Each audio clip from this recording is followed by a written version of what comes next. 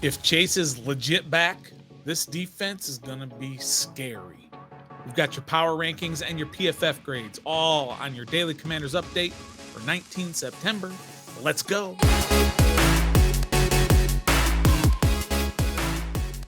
Greetings and salutations. Welcome to your Daily Commanders update here on Ref the District. I am, of course, the Stoner. We are a proud member of the Believe Network. If you haven't checked us out before, make sure you hit that like button, hit that subscribe button. We appreciate everybody. We're going to have a lot of interaction today, a lot of stuff we want to hear from you about. So make sure you get into those comments. And if you listen to us on audio, same thing. Hit that download button so you make sure that you are getting everything that we put out, which I have to tell you is every single day. Let's get right to it. We don't want to waste any more time. We've got a lot to talk about. First of all, today is a Tuesday. It is a day off across the NFL.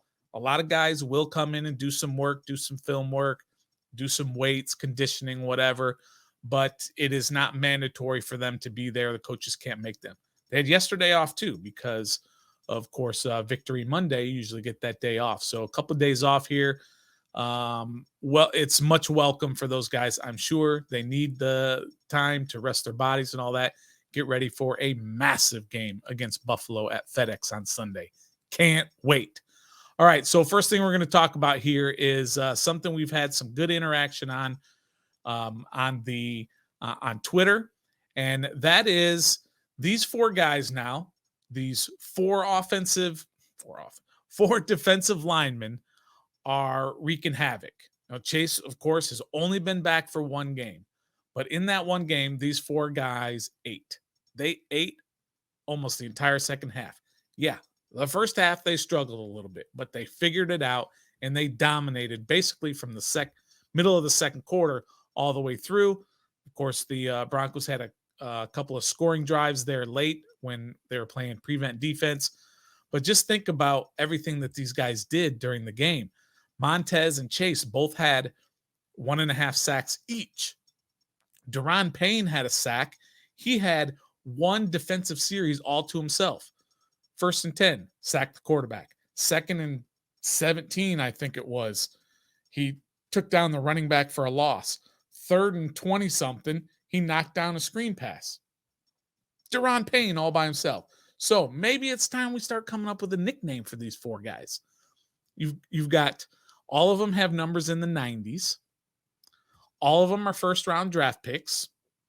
Maybe we put something together to figure out what sort of nickname we want to give these guys. Now, like I said, we've had a lot of interaction on Twitter. We want to have more interaction here, of course, on the channel, on YouTube, and get in the comments on wherever you download your audio podcasts as well. But here's some things that some people have thrown out there. I'm going to throw a whole bunch of ideas out there because there are a whole lot of ideas people are putting out there.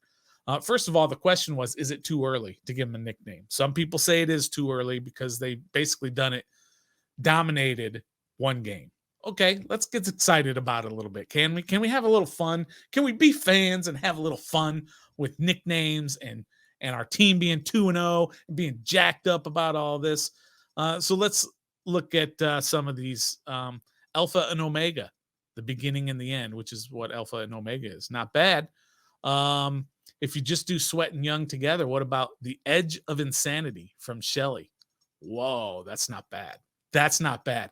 A lot of people have done this one, and I think I like it. Capital Punishment. Ooh, Capital Punishment. Has that been used before by any sort of DC defensive? Has it been any team use that in the DC area? Not that I could think of, but you never know. Let's get some more. Four Horsemen. Four Horsemen of the Apocalypse is the long name for it, but Four Horsemen is one from Jake Bautel. Let's see, also from Terry at Terry 118. Dwight 1 says The Firm. That one's gonna have to grow on me a little bit. Dogs of DC or DC Hounds. That might not be a bad one. That's from Sabah Malik. Khalil Newman says The Four Bullets because they penetrate everything. All right. Also, Jason Greenwald said The Four Horsemen. Some people said the Fantastic Four. That's probably a little bit too much taken, but sometimes nicknames do kind of come from other nicknames in this case. So let's see. Let me get a couple of more here. The Frontline Brigade. Not too bad. Not too bad. Like I said, a lot of people are saying it's still too early. Don't jinx it. Things like that. First Battalion, because they're all first-round draft picks. The Wall of Destruction.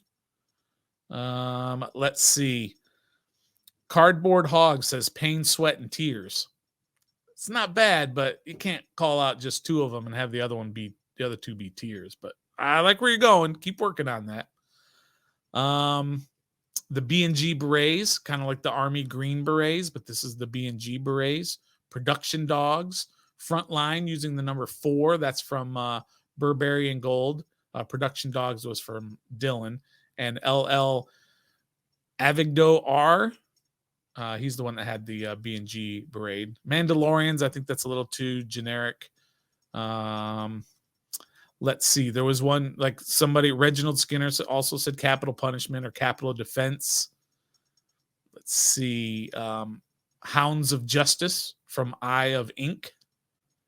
The Ninja Turtles. I don't know that one. Let's see. Department of Defense from Mark Fulton. I don't know. The Legion of Boom. I don't think you can do that because was it Seattle the Legion of Doom? Maybe they were the Legion of Boom already. I don't remember specifically because it's not my team. I don't care. Let's see. Again, capital punishment from Braves fan. Let's see. Again, another 4 horsemen from Tour Screen Official WW. The Canines. Hercules, who is a massive Commanders fan and graphic artist, if you haven't checked him out. Hercules, it's HURQULEZ, says the Canines. Because all their numbers are 9s and they're all dogs. Oh, that's not bad. That kind of grows on me a little bit. So Nasty Boys, the law firm of Payne, Sweat, Allen, and Young. Not too bad. But yeah, there's Joint Chiefs of Staff. House of Payne, although, that's only one guy. You could give that to Daron Payne. But hey, that's some cool little nicknames that have been floating around out there. And I hope you all have enjoyed kind of those nicknames that we've been looking at and talking about. And if you have some suggestions, love to hear. Let's move on to the power rankings. Now, if you are new to this show, we use the PFT power rankings for no other reason than because it's PFT. It's Pro Football Talk. It's subjective, just like any other power rankings, but we're going to go with somebody. So this is the one we go with. Washington is now number 15. They moved up 5 spots to number 15. I think that's pretty accurate. Let's not get carried away with what they've done against 2 teams that aren't very good and are not expected to be very good. So I get it. I like 15. But to be behind certain teams that we've watched that we don't think are really very good, like the New York Giants, I don't think you can take their preseason hype and say, look at this team that should have lost to Arizona, an all-time comeback, and lost their first game 40-0 and say they're better than Washington. So I've got a little bit of problem with that, but Washington did move up 5 spots. Look at right behind them. The Falcons they moved up 10 spots. All of a sudden the Falcons are 2-0. Falcons week 2, 3, 4, 5. Week 6 is Washington's opponent, or the Falcons. And we looked at that at the beginning of the year and said, pushover, dub. Not so much anymore. They've got an awesome rushing attack. They are a team to be dealt with. They're number 16 right behind Washington. I mean, Tampa Bay, come on. I know they're 2-0, but come on. That's kind of a joke. We watch the Steelers on Monday Night Football. Please, not so great of a team there. But 15, I think, is about where they should be. I know I'm complaining about all these other teams, but 15 seems pretty solid. Would sure love to hear what you guys have to say about where you think Washington should be in the power rankings. Make sure you get that information in the comments as well. Now, next thing, PFF. So we're going to look at the PFF grades from this past week for Washington. Again, it's subjective. If you listen to this show again at all or watch us on YouTube, we use PFF when it bolsters our argument. We don't use them otherwise, just because we have a kind of a problem with the way they grade. But hey, it's kind of the standard that's out there, so we do like to check them out a little bit. So let's look at the defense first of all. The big green numbers that you see on there are, of course, John Allen, Chase Young, Kendall Fuller, Daron Payne, Montez Sweat, Cam Curl, Jamin Davis are all in the green, all at the top of the rankings for their positions. Some of the guys, we saw what Payne did. Now, he ranked 14th out of 124 defensive tackles. That's pretty darn good. Kendall Fuller, by the way, second week in a row, he's graded out really high. And then Cam Curl is 17th out of 79. And even Jamin Davis in there is 25th out of 79 linebackers. Of course, Kendall Fuller ended up with 21st out of 98 cornerbacks. And John Allen just does what John Allen does. He actually graded out higher than Daron Payne, although you never heard John Allen because he faced so many double teams this past week. So still, he was extremely effective and very important to the overall success of the defense. Again, this defense gave up 33 points, might be the most dominant defensive performance for a team that's given up over 30 points that I've seen in a long time. The ones that were not graded very high, Derek Forrest came in at 61.5, which was 55th out of 79. Not great. And for the second week in a row, Cody Barton was rated very low. He ranked 77th out of 79 linebackers with a 42.0. Not great. Not great. But overall, obviously, defensively, this team graded out extremely well. They don't have Forbes on there because they can't fit every player in there. But listen, Forbes did not have a good week ranking-wise. He ranked 85th out of 98 corners. He wasn't great. He did have a pick, and that's what he's here for. He's here. We've got a great defense around you. Make turnovers, cause turnovers, or be the one who makes the turnovers. And that's what he did. And he did it at a very important point of the game as well. But overall, he did not grade very well. In fact, his run defense grade, he graded 85th out of 86 corners. And something also I noticed is that when they brought in a third safety during the course of the game, and they brought in Percy Butler, so they had Butler, Curl, and Forrest all out there. You know who they took out? They took out Forbes, and they left in they left in Fuller and St. Just. So Forbes is the first corner out. Just keep that in mind. He's a rookie. We all love him, and we think he's going to be great. But right now he's not grading out well, but that's okay. He can turn that around. So now let's go to the offensive side of the ball. Again, on the offensive line, we like to kill this offensive line. There's some good grades in there. Charles Leno finished with a 67.1. Sadiq Charles with a 71.8. And Sam Cosmi with a 70.3. So Cosmi was 15th out of 71 guards, and Sadiq Charles was 13th out of 71 guards. And again, there's basically 64 starting guards in the NFL, and these guys are in the top 15 ranked, both of them.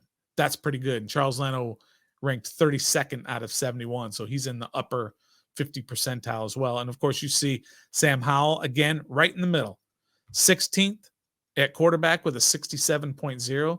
That's pretty impressive. So you just gotta again keep all of these grades, PFF grades, in perspective. They are what they are, but it's fun to look at.